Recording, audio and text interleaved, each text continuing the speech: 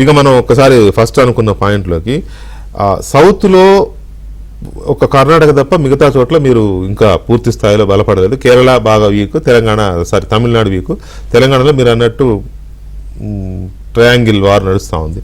ఏపీలో సరే సీట్ల సంగతి పక్కన పెడితే అధికారంలో ఉన్నారు జాయింట్గా. తెలంగాణలో ఏంటి స్ట్రాటజీ? ఇప్పుడు కొత్త అధ్యక్షులను పెట్టాలి రాష్ట్రాలకి. జాతీయ అధ్యక్ష పదవి కూడా సౌత్కే రాబోతుందని ఒక చర్చ అయితే బలంగా ఉంది. తమిళనాడు నుంచి ఒక మహిళ పేరు వినబడుతుంది, తర్వాత ఆంధ్ర నుంచి ఒక మన పురంధేశ్వర్ గారి పేరు వినబడుతుంది. అంటే ఇవన్నీ మేము వింటున్న వార్తలు మాత్రమే.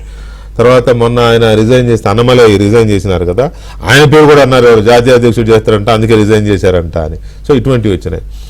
వీటికి తోడు నా ప్రశ్న ఏంటంటే, ఇప్పుడు అన్ని పార్టీలకి సౌత్ నుంచే ఉన్నారు. కాంగ్రెస్ మల్లికార్జున ఖర్గే, సిపిఐ డి రాజా, సిపిఎం బేబీ మొన్ననే ఎన్నుకున్నారు. అట్లా మొత్తం దాదాపు జాతీయ పార్టీలన్నీ ఇక్కడ నుంచే ఉన్నాయి కదా. మీరు కూడా అదే ఆలోచనలో ఉన్నారు. సౌత్ మీద స్ట్రాటజీ. సో నాకు కొన్ని విషయాలు మేము ఆన్ ఎయిర్ చెప్పలేము, కానీ సౌత్లో అధికారంలోకి రావాలనేది భారతీయ జనతా పార్టీ అన్ని రాష్ట్రాలలో పనిచేస్తున్నాం. కేరళలో ఒక ఎంపీ గారు గెలిచిండ్రు, వారు ప్రస్తుతం భారత ప్రభుత్వంలో మంత్రిగా ఉన్నారు, సురేష్ గోపి గారు. తమిళనాడులో మాకు 5 ఎమ్మెల్యేలు ఉన్నారు. ఉత్తరాది దక్షిణాది అని రోజు రాష్ట్రాన్ని దేశాన్ని విభజించాలని ప్రయత్నం చేసిన ఒక ప్రముఖ సినీ నటుని మా సోదరిమని ఓడగొట్టేసి వచ్చేసింది ఆమె అక్కడ. మరి ఉత్తరాది దక్షిణాది కరెక్ట్ అయితే, ఆయన వాదనే కరెక్ట్ అయితే, అంతమంది అభిమానులను పెట్టుకున్న ఆ హీరో ఓడిపోయిండు, ఎమ్మెల్యేకి ఓడిపోయిండు. అది కూడా మనం అర్థం చేసుకోవాలి దయచేసి. కాబట్టి మాకు దక్షిణాది పట్ల వివక్ష లేదని మొన్ననే 3 రోజుల క్రితమే మోడీ గారు శ్రీలంక నుంచి వస్తూ రామసేతు విషయంలో కానీ, అక్కడ జరుగుతున్నటువంటి పాంబన్ బ్రిడ్జి నిర్మాణం విషయంలో కానీ మోడీ గారు చాలా స్పష్టంగా చెప్పిండ్రు. కాబట్టి మాకు సౌత్ నార్త్ పట్ల డిస్క్రిమినేషన్ లేదు. గతంలో తెలంగాణ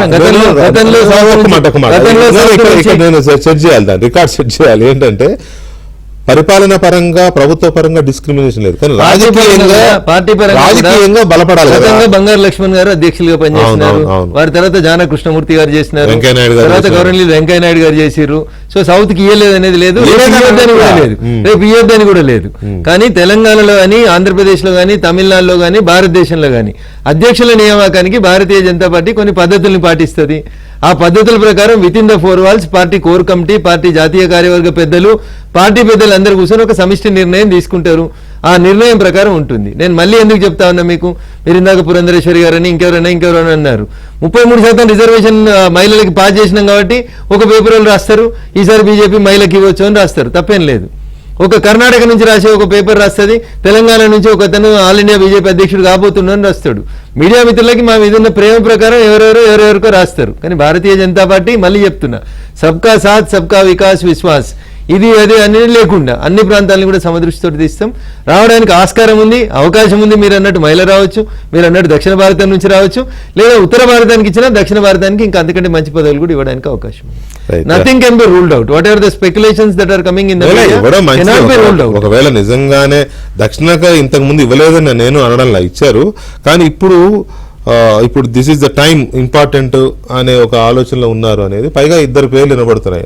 తమిళనాడు నుంచి వనతి శ్రీనివాసన్ అనే ఇప్పుడు చెప్పిన ప్రముఖ సినీ నటుని ఓడించి జాతీయ ఇండియా బీజేపీ మహిళా మోర్చా అధ్యక్షురాలు ఉన్నారు. ఆమె పేరు ఒకటి నేను విన్నాను, చాలా మంది అంటున్నారు. పురంధేశ్వర్ గారి పేరు అంటున్నారు. ఇంకే ఒరిస్సా నుంచి కూడా ధర్మేంద్ర ప్రధాన్ తెలంగాణ నుంచి కిషన్ రెడ్డి గారి పేరు, కర్ణాటక నుంచి ప్రహ్లాద్ జోషి గారి పేరు ఉంది, భూపేంద్ర యాదవ్ గారి పేరు ఉంది. ఇవన్నీ చెప్తా ఉన్నా, అన్ని పేర్లని స్క్రూటినీ చేస్తారు. పార్టీకి ఏది లాభం చేకూరుస్తుంది, పార్టీ అధికారంలో కంటిన్యూ. శివరాజ్ సింగ్ చౌహాన్ గారి పేరు కూడా ఉంది, కానీ కేంద్ర మంత్రి కాబట్టి మరి అది వదిలేస్తారా తెలియదు. మీరు అన్న దాంట్లో భూపేంద్ర యాదవ్ గారు కేంద్ర మంత్రి, ప్రధాన్ గారు కేంద్ర మంత్రి, కిషన్ రెడ్డి గారు కేంద్ర మంత్రి, ప్రహ్లాద్ జోషి గారు కేంద్ర మంత్రి. సో పార్టీ బాధ్యతలు ఏది ఇచ్చినా క్రమశిక్షణ కలిగిన కార్యకర్తలుగా అందరం పనిచేస్తాం. సౌత్లో మా టార్గెట్ అది అంటూ ఏం లేదన్నా, ఖచ్చితంగా ఒడిశాలో ఎట్లా ప్రయత్నం చేసినామో తెలంగాణలో ఎట్లా చేస్తాం, తెలంగాణలో ఎట్లా చేస్తామో కేరళలో కూడా అట్లే చేస్తాం, తమిళనాడు కూడా అట్లే చేస్తాం. తెలంగాణలో ఈసారి మీరు చూస్తారు కదా ఫలితాలు ఎట్లుంటాయి. తమిళనాడులోనా ఇప్పుడు నెక్స్ట్ ఇయర్ ఎలక్షన్స్ తమిళనాడు మీద ఒకటి చెప్పండి నాకు. తమిళనాడులో ఏఐడిఎంకే బీజేపీ ఆల్మోస్ట్ కలిసి పనిచేస్తున్నాయి అనేది మనకు అర్థమవుతుంది. అది ఓకే, అది క్లియర్. విజయ్ను కూడా మీరు ఇక్కడ పవన్ కళ్యాణ్ పెట్టుకున్నట్టు విజయ్ కూడా అక్కడ మీ కూటమిలోకి వచ్చే అవకాశం ఉందా? పవన్ కళ్యాణ్ గారు మోడీ గారి నాయకత్వాన్ని నచ్చి రేపు విజయ్ గారు కూడా మోడీ గారు నచ్చినారు, నేను వచ్చి కలిసి పనిచేస్తానంటే ఆహ్వానిస్తాం కదా వెంకటకృష్ణ గారు. నేను అనేది కూడా మీరు ఆహ్వానించడం కాదు, ఆల్రెడీ ఆహ్వానాలు అయిపోయినాయి, ఇదంతా షో నడుస్తుంది అంతే అనేది అంటున్నారు. ఇదే మీడియా స్పెక్యులేషన్స్. స్పెక్యులేట్ ఎనీథింగ్, మీకు ఆ స్వతంత్రం ఉందన్న, నాకు లేదు. రైట్. తర్వాత తెలంగాణ పరిస్థితి అంటే అధ్యక్ష పదవికి కిషన్ రెడ్డి గారు ఇప్పుడు ఉన్నారు, వారు జాతీయ అధ్యక్షుడి పేరు వినబడుతోంది, ఈసారి ఏదో మారుస్తారనే చర్చ ఉంది. అంటే భారతీయ జనతా పార్టీ బేసికల్ గా కాన్స్టిట్యూషన్ లో ఏముంటుంది అంటే ఒక వ్యక్తికి ఒకే పదవి అనేది ఉంటుంది. అవును, ఉంటుంది. కాబట్టి ఆ మధ్యలో ఎందుకు మార్చడం, వారు కేంద్రంలో కేబినెట్ మంత్రి హోదాలో ఉన్నారు, వారు కూడా పలు దఫాలుగా నేను 2 పదవులకి న్యాయం చేయలేను కాబట్టి నేను కేంద్ర కేబినెట్ మంత్రినే కొనసాగుతాను, కాబట్టి అధ్యక్షులు వేరే వాళ్ళకి ఇవ్వండి అని కిషన్ రెడ్డి గారు ఓపెన్ గా చెప్పినట్టు నేను కూడా పేపర్లలో చూశాను. నేను కూడా చూశాను అది. పైగా ఆయన పేరు జాతీయ అధ్యక్ష పదవి కూడా వినబడుతుంది, అది తెలియదు.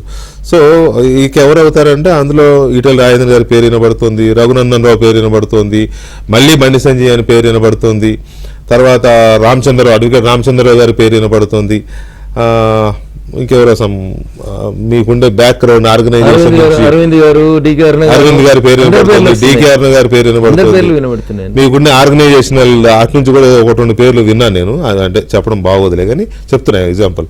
సో మీరు కూడా రేసులో ఉన్నారనేది వింటున్నాం. ఏంటి పరిస్థితి, ఎవరికి ఎలా అవకాశం ఉండాలి? అందుకని ఏం చెప్తున్నా, భారతీయ జనతా పార్టీలో అధ్యక్షుల నియామకానికి ఒక ప్రొసీజర్ని కేంద్ర నాయకత్వం అవలంబిస్తుంది. ఎవరికి ఏ బాధ్యత ఇచ్చినా అందరం కలిసి పనిచేస్తాం, అంతే గట్టిగా పనిచేస్తాం, అధికారంలోకి తీసుకురావడంగా లక్ష్యంగా పనిచేస్తాం.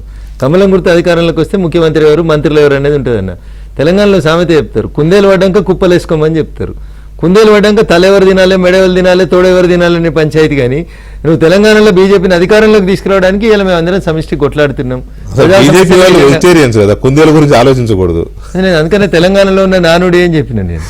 సో తెలంగాణలో మనందరం 10 మందిని కూర్చొని ఇక్కడ కుందేలు ఉందాడు, కుందేలు తెచ్చుకుందా, నాకు మెడ కావాలి, నువ్వు తొడ కావాలని కొట్లాడుతున్నావు. నేనేమంటున్నా, అది తెలివికల్లేదు కుందేలు. మనం ఇక్కడ కొట్లాడుకుంటుంటే మన మాటలు అడుగులోకి వెళ్ళిపోతుంది.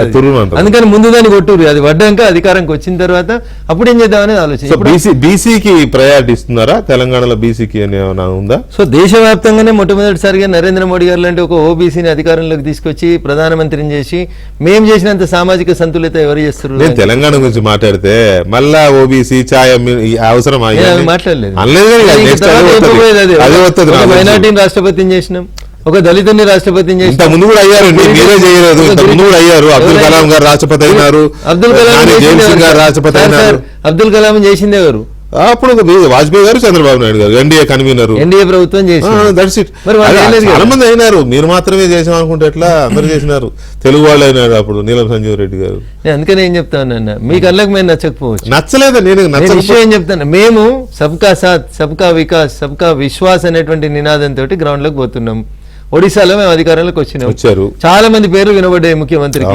ఒక గిరిజన బిడ్డకు అవకాశం ఇవ్వాలనుకున్నాం, ఇచ్చినాం. ముర్ము గారిని రాష్ట్రపతి చేయాలి కాబట్టి చేసిన నిర్ణయాలు. అట్లా భారతీయ జనతా పార్టీ సామాజిక సంతులితను పాటించేటువంటి పార్టీ.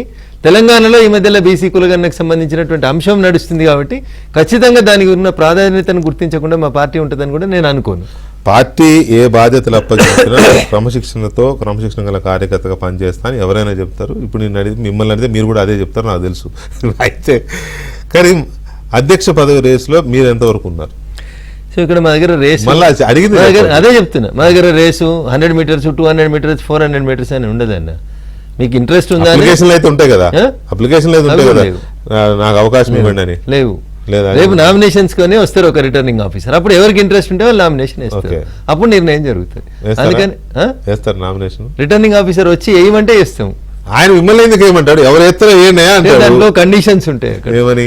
నామినేషన్స్ వేసే ప్రక్రియ లోపల ఫామ్ నింపేటప్పుడు ఎలక్షన్ అఫిడవిట్లో నీ బ్యాంక్ ఖాతాలు, నీ ఆస్తులు, నీ కేసులు, అట్లా రేపు వేసేటప్పుడు టర్మ్స్ అండ్ కండిషన్స్ అప్లై. ఆ టర్మ్స్ అండ్ కండిషన్స్ లో మనం సూట్ అయితే, ఆ టర్మ్స్ అండ్ కండిషన్స్ కి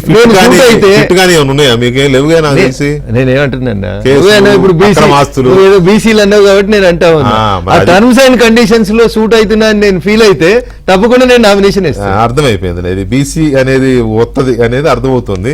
anyway, thank you very much Raghunandan గారి చర్చలో పాల్గొన్నందుకు, చాలా విషయాలు చెప్పినందుకు. ఇది రఘునందన్ గారితో స్పెషల్ లైవ్ షో. మళ్ళీ నెక్స్ట్ డిబేట్లో కలుద్దాం. శుభరాత్రి.